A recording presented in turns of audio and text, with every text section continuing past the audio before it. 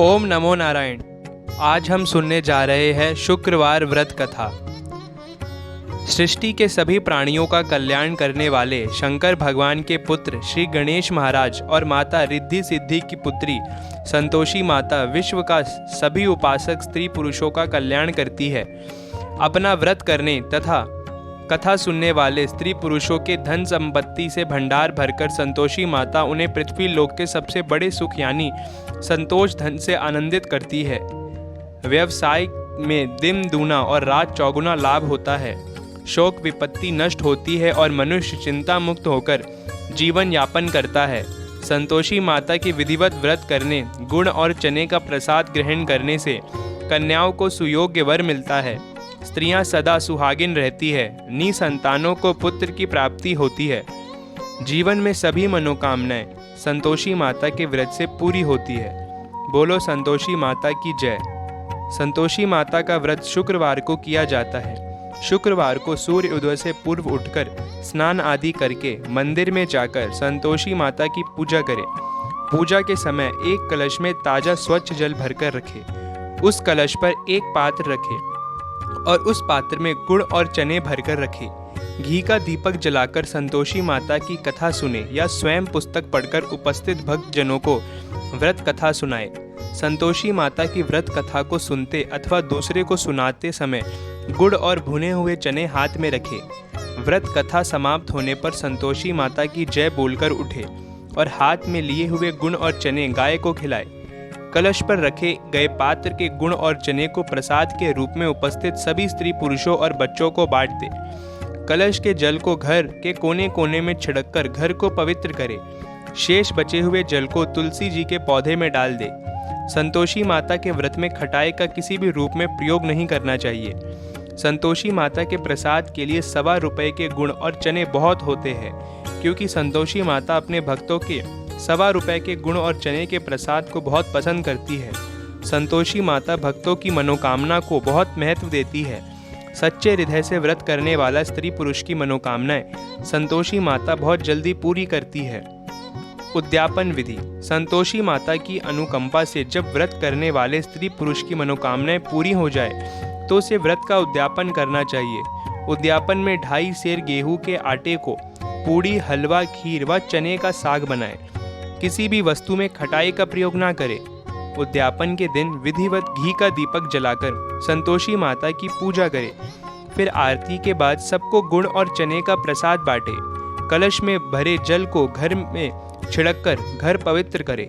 उसके बाद घर परिवार के 8 छोटे लड़कों को भोजन कराए। घर परिवार के लड़के ना मिले तो आसपास के लड़कों को बुलाकर भोजन कराए। ब्राह्मण के लड़कों को भी भोजन करा सकते हैं। भोजन के बाद दक्षिणा में लड़कों को रुपए पैसे ना देकर कोई फल देना चाहिए, लेकिन फल खट्टा नहीं होना चाहिए। व्रत करने वाला स्त्री पुरुष को दिन में एक बार भी भोजन करना चाहिए। अब सुनते हैं संतोषी माता की व्रत कथा। कंचनपुर नगर में एक बुढ़िया रहती थी। उस बुढ़िया के 7 बेटे थे। सभी का विवाह हो चुका था। 6 बड़े बेटे तो काम करते थे, लेकिन 7वां बेटा अभी कोई काम नहीं करता था। सुबह उठकर स्नान आदि से निवृत्त होकर 6 बेटे रसोई में बैठकर भोजन करते और फिर अपने काम पर चले जाते थे। बुढ़िया उन बेटों को अपने हाथ से खीर, पूड़ी, हलवा आदि बढ़िया बढ़िया व्यंजन बनाकर खिलाती थी। 7वां बेटा खूब धूप निकलने पर बिस्तर से उठता था, फिर स्नान करके भोजन के लिए रसोई में जाता था। बुढ़िया दूसरे बेटों का बचा हुआ खाना एक थाल में रखकर उसे दे देती थी। 7वां बेटा उसी भोजन को खुश होकर खा लेता था। भोजन करके वह घर से निकल जाता और अपने दोस्तों के साथ घूमता फिरता। इस तरह मौज मस्ती से उसके दिन व्यतीत हो रहे थे। उसकी पत्नी बार बार उससे कोई काम करने के लिए कहती थी, लेकिन वह हंसकर कहता था, अरे तुम बार बार क्यों काम के लिए कहती हो? कितने मजे से दिन गुजर रहे हैं। माँ कितने बढ़िया बढ़िया व्यंजन बनाकर खिलाती है। तब उसकी पत्नी क्रोधित होकर कहती, माँ तुम्हारे बढ़िया बढ़िया व्यंजन बनाकर नहीं खिलाती, बल्कि सबका बचा हुआ जूठा भोजन खिलाती है। यदि तुम्हें मेरी बात पर विश्वास ना हो तो किसी दिन छिपकर स्वयं अपनी आंखों से देख लेना। अपनी पत्नी की बात पर उसे यकीन न था, लेकिन एक दिन इस बात की सच्चाई जानने का निर्णय करके वह सिर दर्द का बहाना बनाकर एक चादर ओढ़कर रसोई घर में ही सो गया। थोड़ी देर के बाद उसकी माँ ने अपने बेटों को खीर, पूड़ी, हलवा आदि बनाकर खिलाए। भोजन के बाद उन्हें लड्डू खाने को दिए। भोजन करके वह अपने काम पर चले गए। उनके जाने के बाद बुढ़िया ने उनकी थाली में बचे भोजन को एक थाली में रखा। बचे हुए लड्डुओं के टुकड़े को एकत्र करके दोबारा लड्डू बनाए। उसके बाद बुढ़िया ने 7वें बेटे को भोजन करने के लिए कहा। उसने सोते हुए चादर के नीचे से सब कुछ देख लिया था। वह उठकर बोला, माँ, मुझे भूख नहीं है, मैं परदेश जा रहा हूँ। बुढ़िया ने कहा, कल जाता हो तो आज ही चला जा। बुढ़िया के कठोर वचन सुनकर वह तुरंत परदेश जाने को तैयार होने लगा। चलने से पहले वह अपनी पत्नी के पास गया। उसकी पत्नी गौशाला में गोबर के कंडे थाप रही थी। उसने जाकर अपनी पत्नी से कहा, हम जावे परदेश को, आवेंगे कुछ काल, तुम रहियो संतोष से धर्म अपना पाल। अपने पति के वचन सुनकर कुछ गंभीर स्वर में पत्नी बोली, दो निशानी आपनी, देख धरू मैं धीर, सुधी मति हमरी बिसोरियो, रखियो मन गंभीर। अपनी पत्नी के वचन सुनकर वह बोला, मेरे पास निशानी के लिए बस यह एक अंगूठी है, इसे अपने पास रख लो, लेकिन अब तुम भी अपनी कोई निशानी मुझे दे दो, ताकि परदेश में उस निशानी को देखकर तुम्हें याद कर सकूं। अपने पति की बात सुनकर वह बोली, नाथ, मेरे पास निशानी के लिए कुछ भी नहीं है। फिर कुछ सोचकर उसने गोबर के हाथ से उसकी पीठ पर थाप लगा दी। 7वां बेटा अपनी पत्नी की उस निशानी को लेकर परदेश के लिए चल पड़ा। कई दिनों की लंबी यात्रा करके वह एक सुंदर व विशाल नगर में पहुंचा। वहां उसने कई दुकानदार से नौकरी देने के लिए प्रार्थना की, लेकिन सबने उसे परदेसी जानकर उसकी प्रार्थना ठुकरा दी। निराश होकर अंत में वह एक सेठ की दुकान पर पहुंचा। उसने सेठ से भी नौकरी देने की प्रार्थना की। सेठ को एक नौकर की ज़रूरत थी। उस सेठ ने उसे तुरंत नौकरी पर रख लिया। उस दिन उसकी बहुत बिक्री हुई और वह उस लड़के से बहुत खुश हुआ। कुछ ही दिनों में उसने सेठ का सारा काम संभाल लिया। उसके व्यवहार से आने वाले ग्राहक बहुत प्रसन्न थे। सेठ का व्यवसाय तेजी से चलने लगा। उसने उसकी मेहनत और ईमानदारी देखकर उसे अपना हिस्सेदार बना लिया। कुछ ही महीनों में उस लड़के ने बहुत सा धन कमा लिया। संयोगवश कुछ समय बाद सेठ को उस नगर को छोड़कर दूर किसी नगर में जाना पड़ा। अतः सेठ अपना हिस्सा लेकर दुकान उस लड़के को देकर चला गया। अब सारे व्यवसाय का मालिक वह लड़का बन गया। उधर बुढ़िया ने उस लड़के को पत्नी को बहुत दुख देने शुरू कर दिए। वह हर समय बहू को जली कटी बातें सुनाती रहती थी। वह बेचारी हर समय काम पर लगी रहती थी, लेकिन फिर भी उसकी जेठानियाँ उससे कुछ न कुछ बुरा भला कहती रहती थी। सुबह होते ही बुढ़िया उस लड़के की पत्नी को जंगल में लकड़ियाँ लेने के लिए भेज देती थी। उसे आटे से निकाले चौकोर की रोटियां खाने को देती थी और नारियल की कटोरी में पानी देती थी। वह बेचारी चोकर की रोटियां खाकर भी किसी से कुछ नहीं कहती थी, बस इसे अपने भाग्य पर लेखा सोचकर चुप रह जाती थी। एक दिन वह जंगल से लकड़ियां काटकर लौट रही थी। उस रास्ते पर संतोषी माता का मंदिर था। उस मंदिर के पास लकड़ियां का गट्ठर जमीन पर रख वह कुछ देर आराम करने के लिए रुकी। मंदिर में उसने बहुत सी स्त्रियों को पूजा करते देखा तो उसने पूछा, आप सब किसकी पूजा कर रही हो? इस पूजा के करने से क्या पुण्य मिलता है?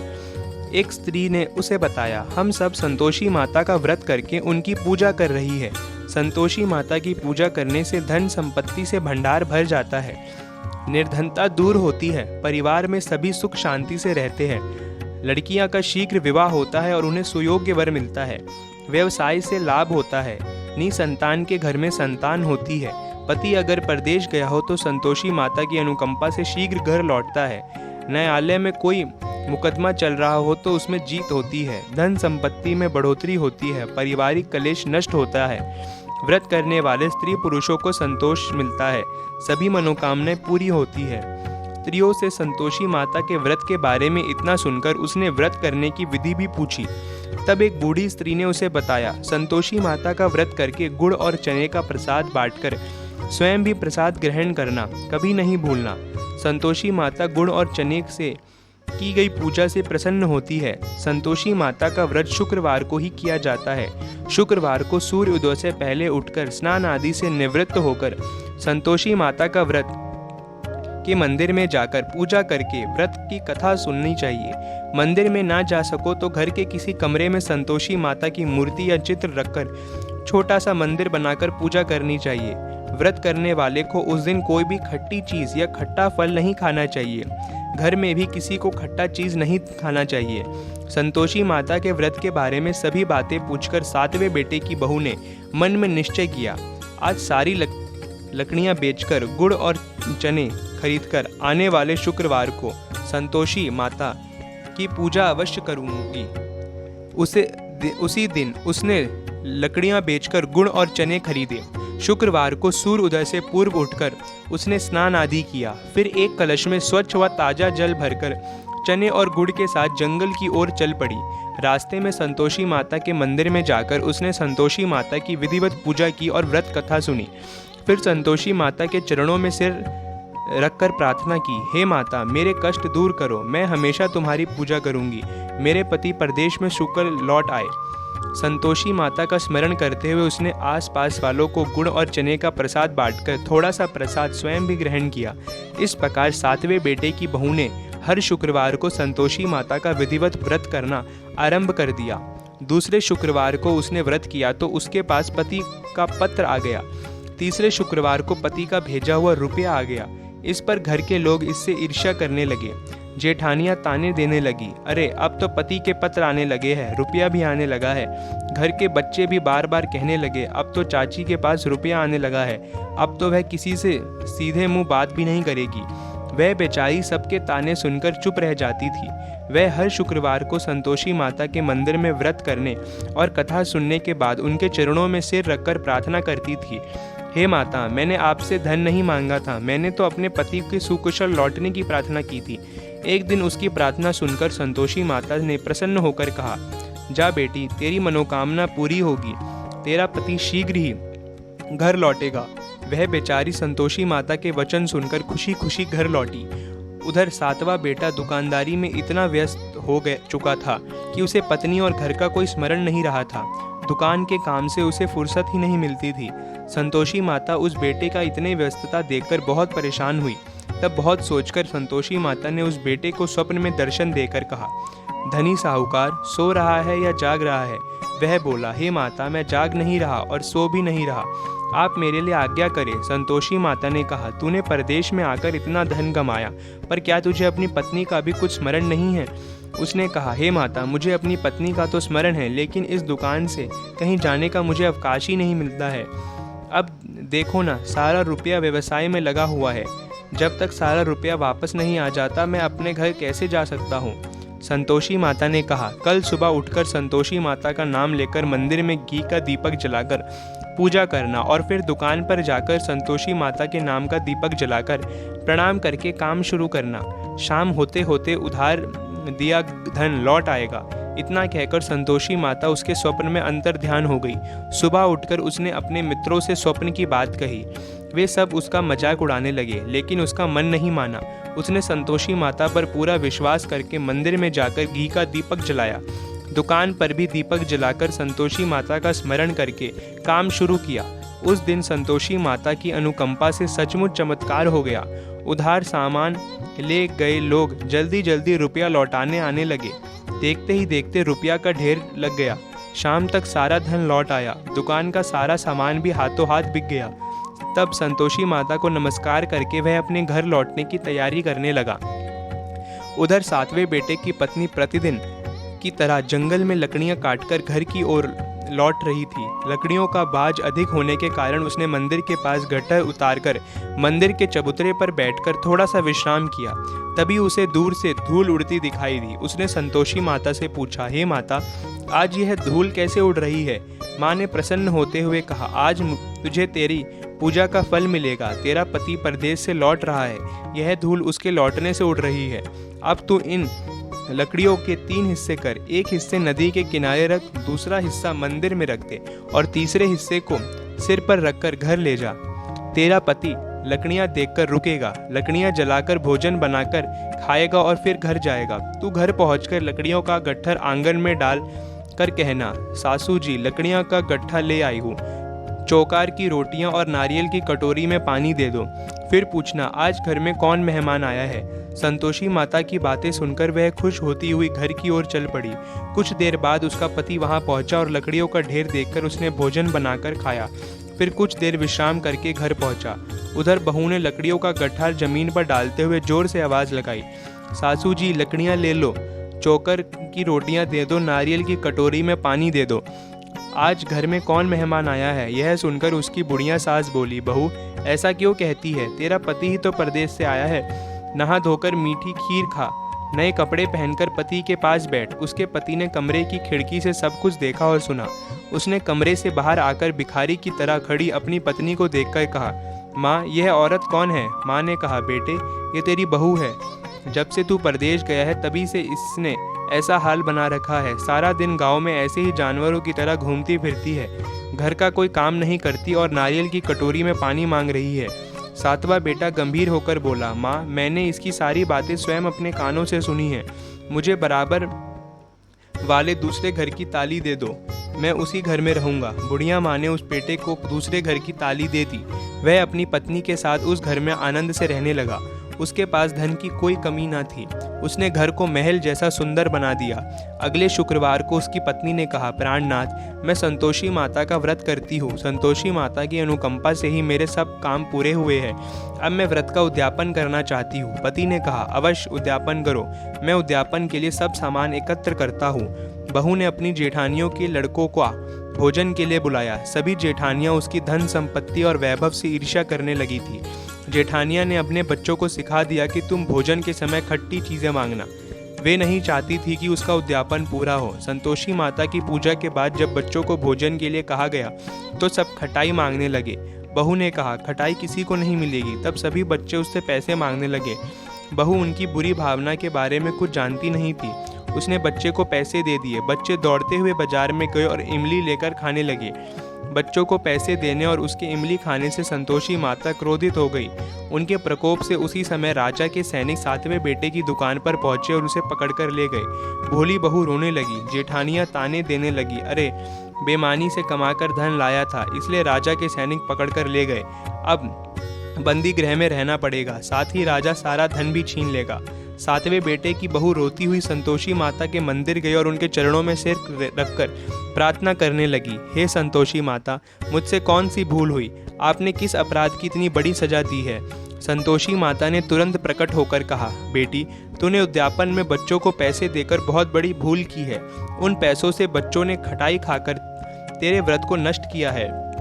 बहू रोते रोते बोली, माँ मुझे क्षमा कर दो, मैं बच्चों की बात में यह सब भूल गई थी। अब मैं दोबारा उद्यापन करूंगी, अब कोई भूल नहीं करूंगी। संतोषी माता ने कहा, जब तू दोबारा विधि से उद्यापन करेगी तो तेरी मनोकामना अवश्य पूरी होगी। मंदिर से घर लौटते हुए रास्ते में उसे उसका पति वापस आता हुआ मिल गया। बहू ने पूछा, राजा के सैनिक आपको क्यों पकड़ के ले गए थे? वे हंसते हुए बोला, मैंने इतना धन कमाया था, उसका कर नहीं दिया था, इसलिए राजा ने मुझे बुलाया था। अगले शुक्रवार को उद्यापन के लिए बहू ने लड़कों को भोजन के लिए बुलाया। उधर जेठानियों ने पुनः अपने लड़कों को भोजन में खटाई मांगने के लिए सिखा दिया। संतोषी माता की पूजा के बाद गुड़ और चने का प्रसाद बांटकर बहू ने स्वयं भी प्रसाद ग्रहण किया। बच्चों को जब भोजन के लिए बैठाया और खीर पूड़ी हलवा खाने के लिए कहा तो वे बोले, हमें खीर हलवा अच्छा नहीं लगता, हमें तो खट्टी चीज़ें खाने को दो। बहू ने कहा, किसी को खट्टी चीज़ खाने को नहीं मिलेगी और मैं तुम्हें पैसे भी नहीं दूंगी। खीर पूड़ी हलवा खाना है तो खाओ। बच्चे नहीं माने तो उसने उन बच्चों को भगाकर ब्राह्मणों के बच्चों को बुलाकर भोजन कराया। दक्षिणा में उन बच्चों को मीठे फल खाने को दिए। उसके उद्यापन से संतोषी माता प्रसन्न हुई। उनकी अनुकंपा से वह बहू शीघ्र ही गर्भवती हुई। 10वें महीने उसने एक सुंदर पुत्र को जन्म दिया। वह प्रतिदिन उस बेटे को लेकर संतोषी माता के मंदिर में जाने लगी। कुछ दिनों के बाद संतोषी माता ने सोचा, मुझे इसे जीवन के सभी सुख दिए हैं, अब इसकी परीक्षा लेकर देखती हूँ। यह सोचकर संतोषी माता ने एक बुढ़िया का रूप धारण किया और लाठी ठेकती हुई बहू के घर पहुंची। बुढ़िया के सारे शरीर पर मक्खियां भिनभिना रही थी। उसे देख सभी मुंह सिकोड़ने लगते थे। बुढ़िया ने जाकर दरवाजा खटखटाया तो बहू की सास ने दरवाजा खोला और उसे देखते ही जोर से चिल्लाई, अरे लड़को, इस गंदी बुढ़िया को भगाओ, मुझे तो कोई चुड़ैल नजर आती है, इसे भगाओ, नहीं तो यह किसी को खा जाएगी। लड़के उठकर भागे और उन्होंने अपने घर के दरवाजे और खिड़कियां बंद कर लिए। छोटी बहू बराबर वाले घर को खिड़की से उस बुढ़िया को देख रही थी। उसने जल्दी से दरवाजा खोला और बुढ़िया के पाँव छूकर अपने घर में ले गई। सास ने उसे रोका तो बहू बोली, आज तो बहुत खुशी का दिन है, मेरी संतोषी माता मेरे घर आई है। छोटी बहू का बेटा दूध पीने के लिए रो रहा था। बहू ने उसे दूध भी नहीं पिलाया और संतोषी माता की सेवा में व्यस्त हो गई। बुढ़िया सास क्रोध से बहू की बुरा भला कहने लगी। बहू बोली, सासू माँ, आज मेरी संतोषी माता मेरे घर आई है। इनका व्रत करने से ही मेरे घर में इतनी खुशियाँ छाई है। इतना सुनते ही सब उस बुढ़िया के पास दौड़े हुए गए और उनके पाँव छूकर क्षमा मांगते हुए बोले, माँ, हमें क्षमा कर दो, हमने आपको पहचानने में बहुत भूल की। हम आपके व्रत की विधि नहीं जानते। हे माता, अब हम भी आपका व्रत किया करेंगे। उन लोगों की प्रार्थना सुनकर बुढ़िया का रूप धारण किए संतोषी माता प्रसन्न हुई और उन्होंने संतोषी माता के व्रत की विधि बताई। बुढ़िया से व्रत की विधि जानकर संतोषी माता के व्रत करने से उन सबकी मनोकामनाएं भी पूरी हुई। उनके घर में धन की वर्षा होने लगी। बुढ़िया के सभी बेटों का व्यवसाय खूब तेजी से चलने लगा। धन संपत्ति से भंडार भरने लगे। संतोषी माता का व्रत करने और व्रत कथा सुनकर गुड़ और चने का प्रसाद खाने वालों की सभी मंगल कामनाएं संतोषी माता पूरी करती है। व्यवसाय में दिन दूनी रात चौगनी तरक्की होती है। निसंतान स्त्रियों को पुत्र की प्राप्ति होती है और संतोषी माता का विधिवत व्रत करने वाली कुंवारी कन्याओं को मनचाहा सुंदर और सुयोग्य वर मिलता है। बोलो संतोषी माता की जय। इति शुक्रवार व्रत कथा। अब सुनते हैं संतोषी माता की आरती। मैं तो आरती उतारू रे संतोषी माता की, जय जय संतोषी माता, जय जय माँ। बड़ी ममता है, बड़ा प्यार माँ की आँखों में, बड़ी करुणा, बड़ा दुलार माँ की आँखों में। क्यों ना देखूं मैं बारंबार माँ की आँखों में। मैं तो आरती उतारू रे संतोषी माता की, दिखे हर घड़ी नया चमत्कार माँ की आँखों में।